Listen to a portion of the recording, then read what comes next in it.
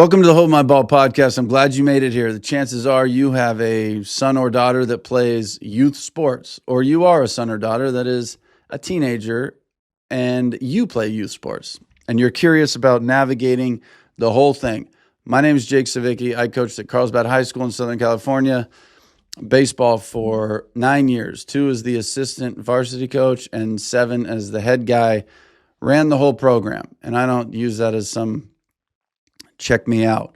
I say it because what I learned from parents, players, and coaches in that 9 years was incredibly valuable. I have a 10-year-old daughter now, and it has helped me as a parent more than I could even say. I feel so blessed that I got to watch other people do it for so long, that by the time it was my turn to be a parent and maybe a little bit of a coach, but more so a parent, I felt like I had a blueprint, and I just don't like sitting on information that's valuable to me without giving it to other people. So I've also built about 1 million follower social media platform. I get messages from parents every day, flooding my inbox of questions about their youth sports athlete. Obviously, mostly baseball, softball, because that's what I do.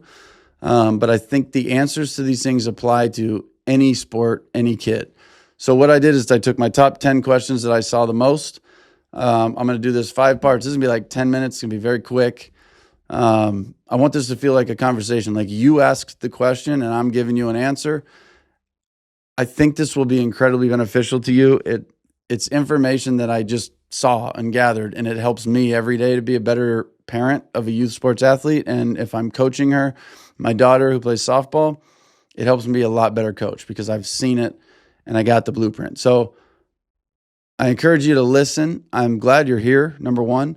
I'm not selling you anything. I don't have a course. I have nothing to sell you. This is just me wanting to give out information that I have gained, that I have experienced, and I have no skin in the game. I don't coach anymore. I don't do travel ball. Like I said, I have zero to gain from this other than I could go to sleep at night hoping that one person is going to be enjoying their child's journey of youth sports a little bit more because they listened to this for 10 minutes. That's my hope.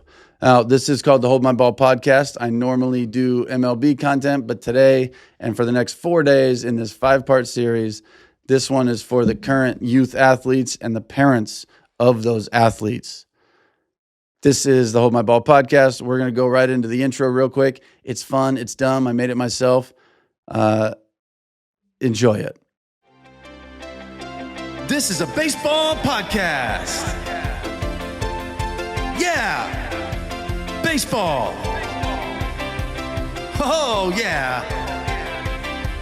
Let's talk about baseball stuff. Let's talk about the players and the teams. This is Hold My Ball. Yeah. Baseball. All right, cool. You're still here. That's exciting. I get real mixed reviews on the intro. Please let me know in the comments if you like it. And also, let me know right now. Yep, like it. Nope, don't like it. Just because I like constructive criticism. And when you get to the end of this, 10 minutes from now, please tell me if you enjoyed this and you gained something out of it, or your perspective changed, or it was just helpful to you. The top 2 questions I'm going to go over right now. When should my kids start travel ball? And I'm going to do a mix of these questions. One is going to be, obviously, when should my kids start travel ball is for a pretty young group, probably with the way things go nowadays. So I don't want to do that. And then another one that's like only pertains to the young kids. All of this can pertain to both. So the number 1 question is going to be, when should my kids start travel ball? And number 2 is going to be, how do I deal with a coach who isn't playing my kid? That could be in rec, that could be in travel ball, that could be in high school. I'm going to cover them all. If your kid's missing a little playing time right now and you don't know how to approach it, you don't know what's going on, I'm going to fill you in. So number 1, when should my kids start travel ball? The simple answer to this is, number 1, when they're very serious about it. Just serious, and that can be anything. I don't think there's an age limit on seriousness. Some kids want to play every single day. That's all they want to do. And I always say this, how much is too much? How much is too much is that you put that on your kid. Let them answer that. The answer to that is simple. If you're the one asking them every day, you want to go practice? You want to go do this? You want to go do that? Sometimes they say yes, sometimes they say no. But they never ask. If they're never asking you, hey mom or hey dad, can we go practice? Can you hit me some balls? Can we go hit? Can we go to the field? Can we practice? If they're never ever asking you that, you got to listen to them. And I say listen to somebody who's not speaking because that's how we, I think, have to listen to our young kids. They will tell you without telling you because they don't want to hurt our feelings. They don't want to, let us down. You know how their little brains work? Well, we really don't very much. But I do know that my daughter, we've built a relationship, and I worked hard on this. This was something I saw. I worked very hard on her being incredibly comfortable saying no to me. I ask her every morning, hey, you want to practice tonight when I get home from work? No. Okay, cool. What do you want to do? I don't know. We'll play with squishies or something, whatever these kids are doing now, and maybe watch a show. Can we watch Field of Dreams? We watched that the other night. It was awesome. Cool. No problem. I've never pushed her to practice because that's where you find out if your kid is really into it or not. If they're practicing outside of the practice, if they're asking you at home, if they want to go out and do things, if they want you to roll them ground balls in the driveway, whatever it is. That's number one to see, okay, my son or daughter actually enjoys this and wants to probably get good at it. Number one. That's the first sign of like maybe travel ball is on the radar now. Maybe. And number two, and I think this is probably the most important because the rec leagues, I wish the rec leagues were better than they are. But the truth is travel ball exists and FOMO, fear of missing out, exists for parents. They think that other kids are getting something better than theirs is. So they sign up for travel ball and they tell their kids, no, this is good. This is what you have to do to get better. It's not, number one. It just isn't. It's not. I promise you. Kids at this age, young like that, the games, they don't do what you think they do. Playing in games is a tiny percent as important as the development you will get in practicing one-on-one with somebody, even if it's you or mom or dad doing it. If you can learn to flip a ball like this to them and you get a little screen to protect you and do that and let's just say, go ahead and hit. At that age, it's as valuable as anything, I promise. Hand-eye coordination, reps, trust me. And you don't start the process so early that it becomes unfun. I asked my daughter the other day, I said, when was the last time you were really excited for a softball game? Like really excited. Because when I was a kid, and I'm sure when you were a kid, I played baseball maybe 4 months out of the year, and then it was summertime, and then it was basketball, and then it was winter, and then that rolled into baseball season again. And I didn't really touch much baseball stuff in the off season. I didn't really touch anything baseball related. It was all basketball, and the basketball ended, it was all baseball. If I got a game rained out, I was so bummed because that was the only season this year. And there's 20 games maybe. And if I make All-Stars, maybe we'll play some more. I made All-Stars one year and our team was so stinking good. And we lost the first tournament we played and we were done. Now, my daughter did softball All-Stars last year and it was like we played 7 or 8 tournaments that really meant nothing. And then we went to like the state playoffs. It was like 2 months long. There was no win or lose. It was just once you go to states, that's pretty much it, which is crazy. Very different than it used to be.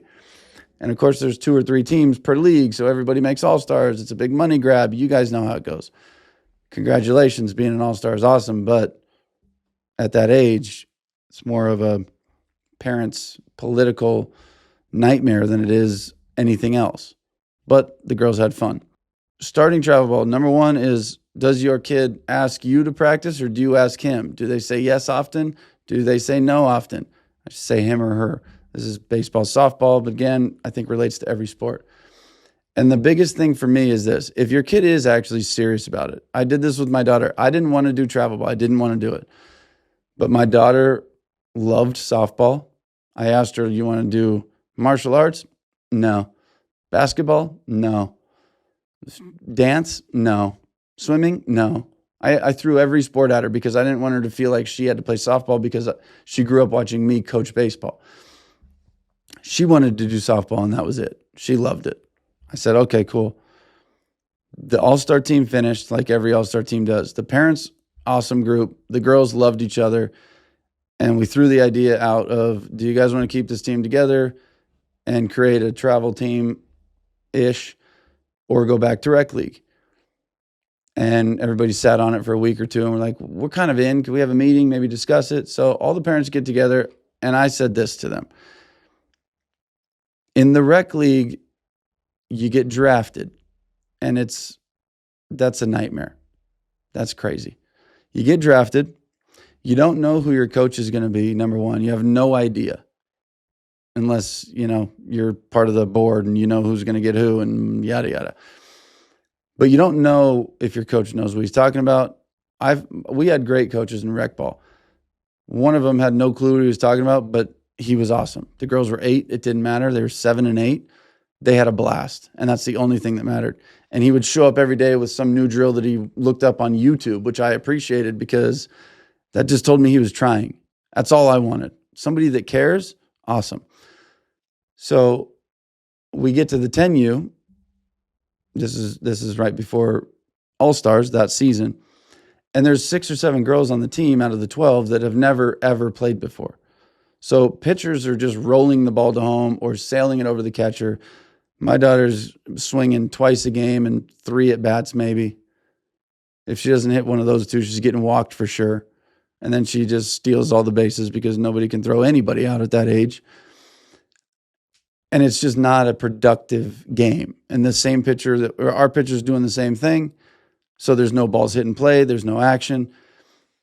It's not good. It wasn't good. And my daughter loved softball and wanted to get good at it. So it was necessary at the time to put her in a position, I felt as a parent, to actually get better at it, to just get better. Just because I don't want her to do travel ball doesn't mean I'm going to keep her out of it. I coached for 15 years. I could teach her everything she needs to know at this age. She's 10. Easy for me. Easy for anybody that has coached or played. But she's with her friends, and they're going on a year now. We're going to Utah this week, and then the season will end for the summer, which I love. They're going to be kids for 2 months. They're not going to touch a softball as a group, and then they'll circle back for the next season. But if my daughter, let's say she plays second base, let's say your son or daughter plays shortstop or third or whatever it is, if you're working at home on a shortstop double play feeds, and you guys put all this work in on fielding it right, getting your feet right, arm action, boom, you get it over there. If you're working on that consistently and you're like, sweet, and there's a ball hit to your son or daughter in a game, and there's a runner on first, and you're like, sweet, let's see what we worked on. And the second baseman is just like this, watching, because they don't know they're supposed to cover second because they've never played before. Now your son or daughter doesn't get the rep in, doesn't get the live rep. And it's not like one rep matters, but when you practice and it happens in a game and you execute it, that is huge. That's huge because it's awesome. It's awesome to watch as a parent. It's awesome for a kid to go, whoa, I practiced it and then it happened just like that in the game. And they learn practicing is a big deal. So when your son or daughter outgrows the talent overall in rec league, and they are obviously very serious and they love it, as a parent, I think it is your duty to put them in a position to succeed, to get better. That's what I think. And when you come to picking a travel team, like I said, you're like a client. Your kid is a client. The only reason you do travel ball is for your son or daughter to get better. The team success, it doesn't matter one bit. It makes things a lot more fun, of course, but in the long run, when your son goes to high school, which is the first real big stop, son or daughter, of a softball, baseball kid's career, all the little stuff is you pay and you're in the league and you're there. Good job. Travel ball now is a big money grab. So if your check clears, your kid's on the team. It's just the way it goes. High school, of course, there's some political stuff that goes on. I hear when I did it, I never had the political stuff. I had kids that played travel ball for me that I would cut from the high school because, sorry, I know you paid me 8 months out of the year to play for my travel team. I appreciate that. I'm glad that we gave you the opportunity to improve. I think you did, but this is high school. Whoever shows up, we're taking the best guys. And I didn't cut many people. I didn't like it. It kind of stunk in high school because it felt like the end of the road. You know, it wasn't like they're 9 and they can take a year off and try again. This just felt like the end of the road in high school. So I tried not to. But when I had to, I did. So that's the first big stop. Nothing team-wise up until high school matters one bit. It just doesn't matter. I promise. So the answer to no question number one is when your kid is ready and you feel like they're ready and they're asking you, can I practice more? Can I do this? And they're ready to commit. But you're not paying for a jersey. You're not paying for some top name organization. What you should be paying for is a coach that your kid enjoys playing for, that keeps it fun, that keeps your kid wanting to show up. That's it. That is the most important thing. So is there an age where I think it is important? No. Do I think 6U is stupid? Yeah. Do I think 7U travel ball is dumb? Yeah. Do I think 8U is crazy? A little bit. Yeah, it's getting there. 9, 10, it's a tough game. So if you're serious about it, the sooner you can get to face better competition, the better. It's hard if you haven't done it much and you get older. Question number 2. Let's say now you're on the travel team or you're on the high school team or you're on the little league team and your son or daughter plays the minimum. Each kid has to play 2 innings in the field and get 1 at bat. And your kid does that every game, every single game. And you're frustrated. They're frustrated. That'll take the love away from the game immediately for them. Any coach that does that, you have a right to speak to them. If it's a rec league and you're paying to be there, you certainly have a right to speak to them. I would recommend this at any age. If your son or daughter is not playing, I highly recommend that you make them talk to the coach first. Number 1, just so they learn it. They're not going to say the right things. They're probably not even going to hear them because they're so nervous to ask the question that when the coach answers, he or she gives a good answer probably. They won't hear it. I'll give you a great example. And let me add to this. If you're on a travel team and the coach doesn't want to talk to you, I don't talk to parents. We don't do that. You're on the wrong travel team. Get out fast. Get out of there fast. Trust me on that. Communication is key. When I did it, I said, parents, nobody will ever know your kid better than you do. This is a team effort to get your kid as good as we can get them. I would be a fool not to talk to you about your own son. So this is bigger than baseball. I need to know, does he have anxiety or whatever? These kids all, everybody's got something these days. How does he react to certain things? Does he like coach to be hard on him? Does he not like it? And that's not babying kids. In a sport like baseball, you got to coach every kid, and maybe this is every sport. I had a saying when I coached at Carlsbad High and my other coaches came in. I said, here's what we got to do. We have to coach this team as individually as possible. We got to learn every kid. We got to know what makes them tick. We got to know what makes them shut down. We got to know what fires them up. We got to know what makes them not want to be here anymore. So we can coach that one individual kid to the best of our abilities for him. And then we got this kid, and then we got that kid, and we got 22 on the roster. We got to learn them. We got to get to know him. We need to know if he's a high achiever in the classroom. And when he's got some huge ACT test on the weekend, we need to know what he's going to be like a little bit during the week.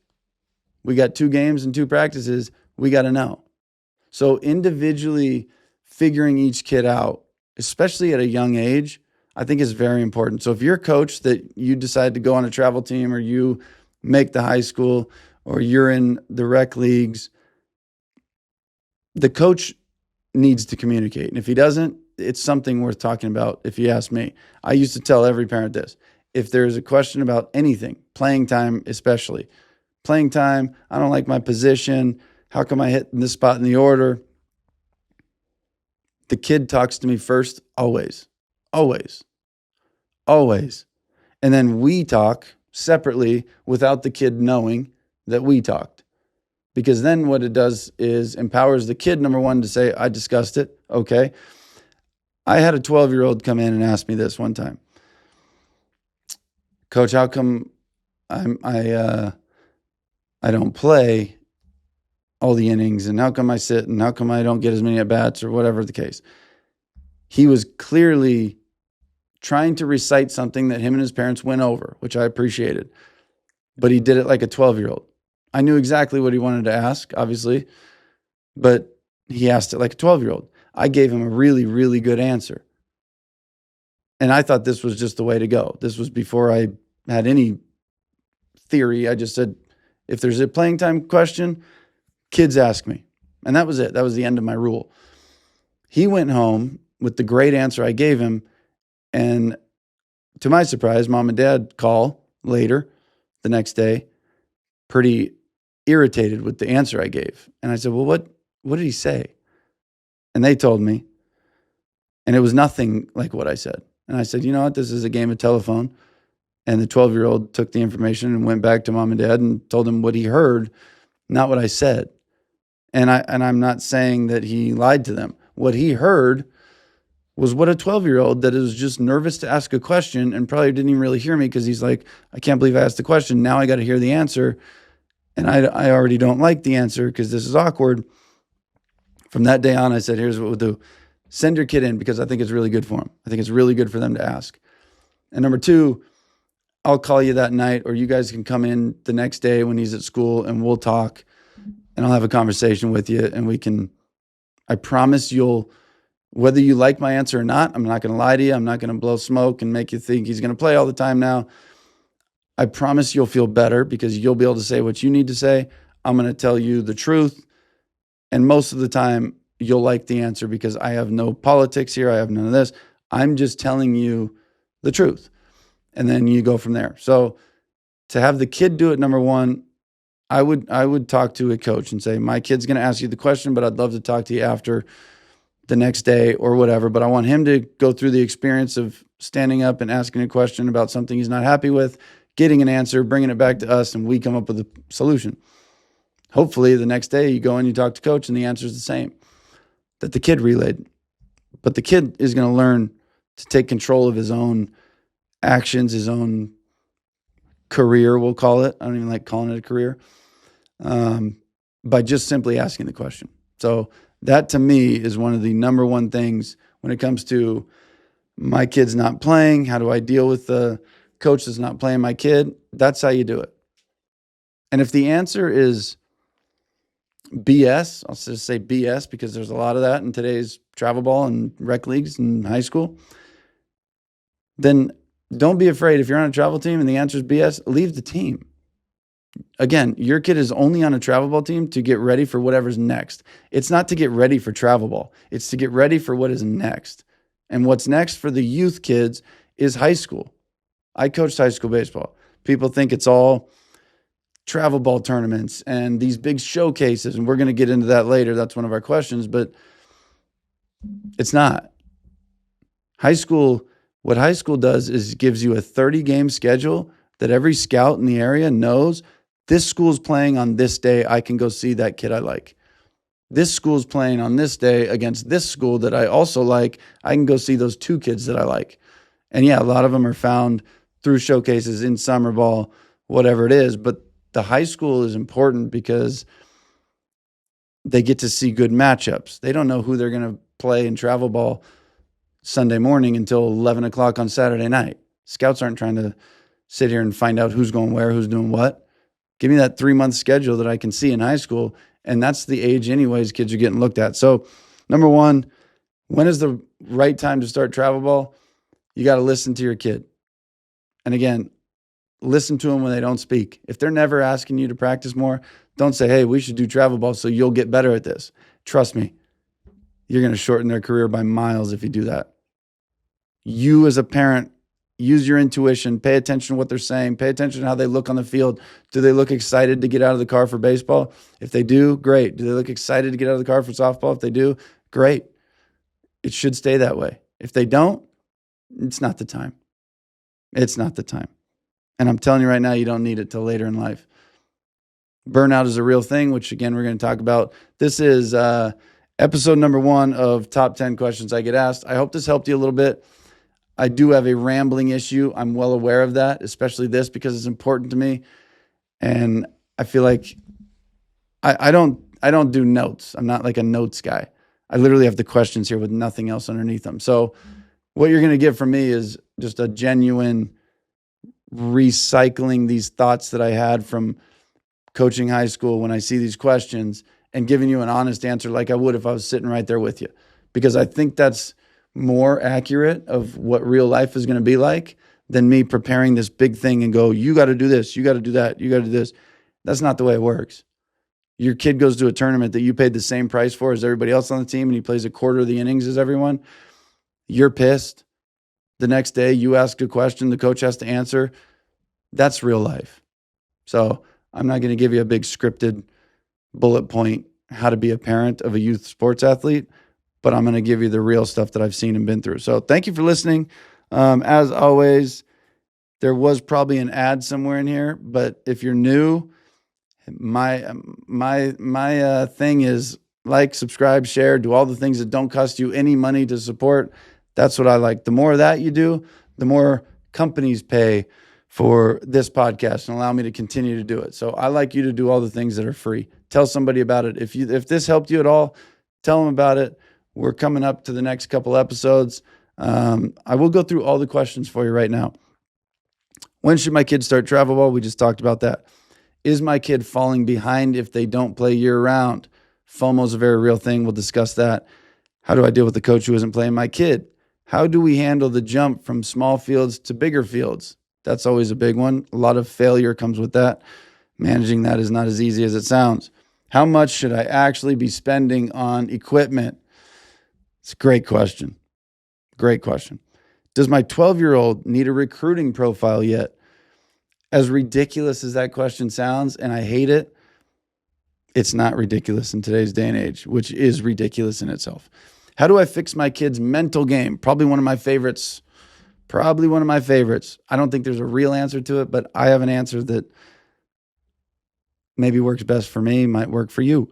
What should I say in the car on the way home? The car ride home. Most important 20 minutes in a youth athlete's life. Trust me. What do college coaches actually look for? And my kid is burnt out. Do I push them or let them quit? That's what we're going to be going through the next 4 days. I am going to speed up the next episode. So you can expect a 10 to 15 minute answer on 2 questions a day for the rest of the week. Thank you guys. I love you for being here. If you're new, subscribe, hang out, hit the alert button or something. Truthfully, I don't even know how YouTube actually works. I just know that when you guys watch this and it's something like this that provides what I think is value to parents from my experience, it makes me feel good. So thank you for being here. This is Hold My Ball Podcast. I'm Jake Savicki. We'll catch you guys on the next episode.